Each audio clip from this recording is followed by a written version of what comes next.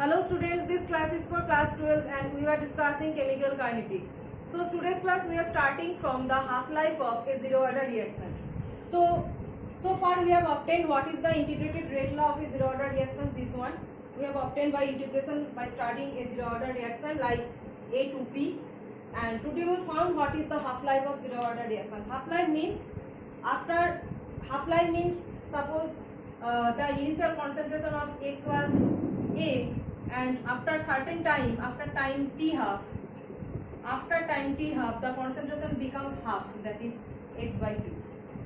So the time after which the initial concentration of the reactant becomes half, that is known as the half-life of a certain reaction. So if I say that t half is the half-life of this zero order reaction, and after which the reactant concentration A becomes half, that is X to X by 2 suppose, then what will be the value of this t half? So this is the initial concentration,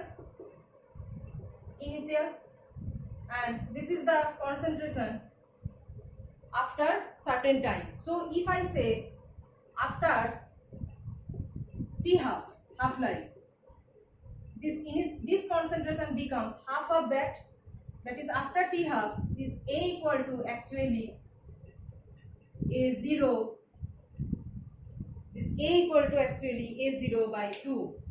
So this is initial concentration, but after half-life, that is t half, this concentration becomes half of the initial concentration. So that is half-life. So after half-life t half, A becomes A0 by 2, that is half of initial concentration. Now put this value here. A0 equal to A0 minus A0 by 2 equal to KT. So A0 by 2 equal to KT. And you will put here now t half. Whenever you are putting the value of A equal to A0 by 2, that is half of initial concentration, you will put this t as t half. So KT half. So t half becomes A0 by 2K. This is the half-life formula for a zero order reaction. So half-life of a zero order reaction is directly proportional to the initial concentration of the reactant. Suppose the statement is given like half-life is directly proportional, half-life of a zero order reaction is directly proportional to the initial concentration of the reactant, and justify. You will prove just like this. Write down the integrated rate law and prove this directly proportional. Okay. So next is what time is required for the completion of a zero order reaction. Time required for the completion of a zero order reaction. This is half-life and next is completion. So when the reaction is completed, suppose this one, the reaction is A to P and the reaction is completed. Time for completion. When the reaction is completed means A is completely converted to P. When the reaction completed means all the reactants have been converted to P. So the concentration of A becomes 0. Time for completion means after a certain time reaction is complete, and when the reaction is complete, that means all the reactants have been converted into the product. So when the reaction is complete, the concentration of reactant is obviously becomes equal to 0 as the reaction has completed. So you will put the concentration of A equal to 0. If we say that Tc is the time for completion, C for completion, this is time for completion.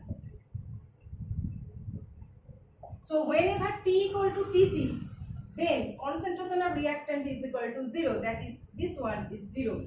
So A0 minus this one, this concentration of A becomes 0 after Tc, K into Tc.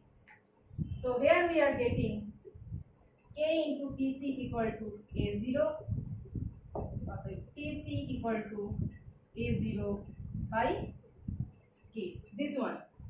This is the time for completion of a zero order reaction, A0 by K. Next one is integrated rate law of a first order reaction.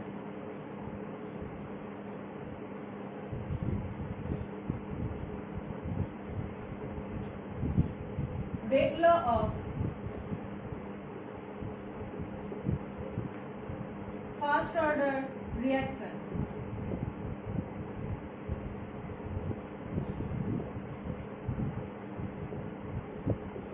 Just like zero order reaction, take any equation like A giving P.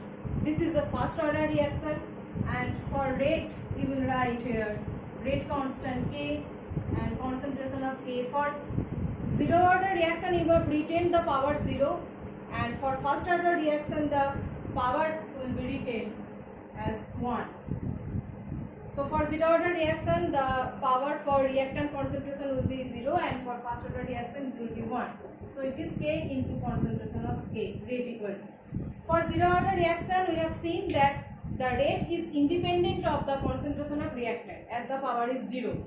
But for first order reaction rate is dependent on the concentration of reactant. So how does it depend? So for rate we can write that is minus dA dt equal to d concentration of P dt.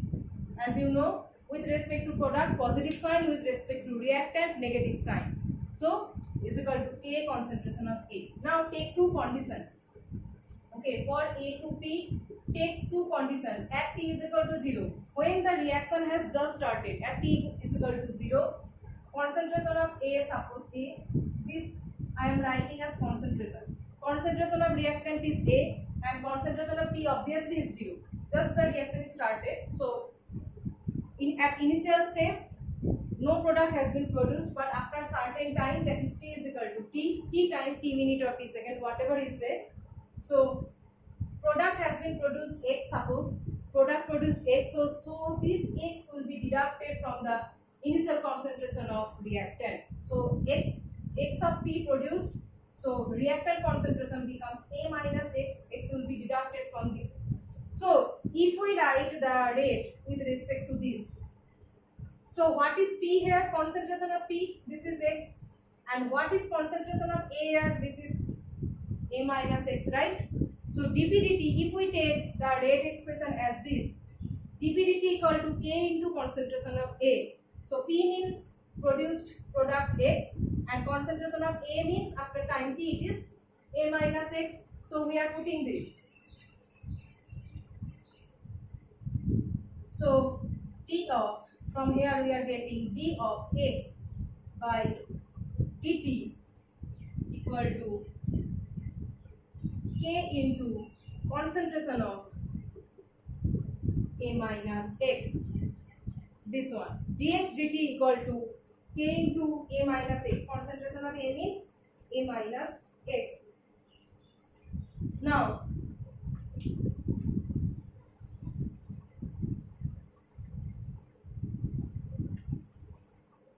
only take this and solve the integration. We have got the expression that is dx dt equal to K into A minus X, and we have to solve the integration, that is dx by A minus X equal to K into dt. Take integration, K is constant, outside integration, and solve it. So dx by integration of dx by x, integration of dx by x, it is ln x. Okay, it is ln x. So integration of dx by A minus x, it is ln A minus x into ddx of A minus x. Okay, so dx by x means ln x into dx by dx. So where dx by dx becomes 1, but for this ln A minus x into ddx of A minus x is equal to kt plus c. C is the integration constant. So ddx of A minus A means A to constant, A is constant, so it becomes minus x dA by dx, it is equal to 0, and d of minus x by dx means minus 1, right? This is minus 1, so it becomes minus 1. So final is dA by dx 0 as it is constant, and d minus x by dx equal to minus 1. So ln A minus x into minus 1. So this minus 1 we will write here. Minus ln A minus X equal to Kt plus C. Now put the value of t is equal to 0 at t is equal to 0. See the initial portion. When t is equal to 0, the product p is equal to 0. That means x is equal to 0. See the initial statement, that is A to P at t is equal to 0. The concentration of A is A, and for concentration, this concentration is 0. X is 0 when t is equal to 0. So put this. So whenever we are putting this x0, it becomes minus ln A only, and this t is 0. So k into 0 plus c. So c we are getting as minus ln A. The value of integration constant c is minus ln A. Put this value in this expression.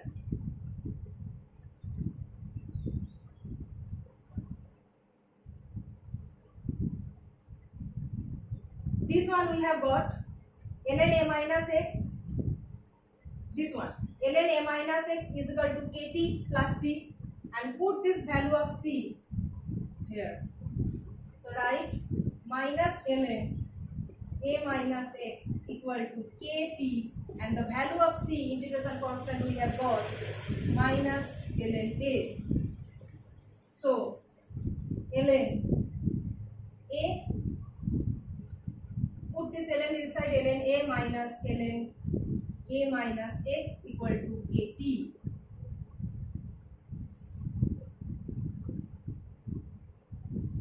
So ln A by A minus x, ln x minus ln y means ln x by y, and ln x plus ln y means ln xy. Okay, so this minus means it will be divided, so ln A by A minus x equal to kt. This is the integrated rate equation for rate law for first order reaction. And if you put the log in place of this ln, remember this thing, 2.303 log equal to ln.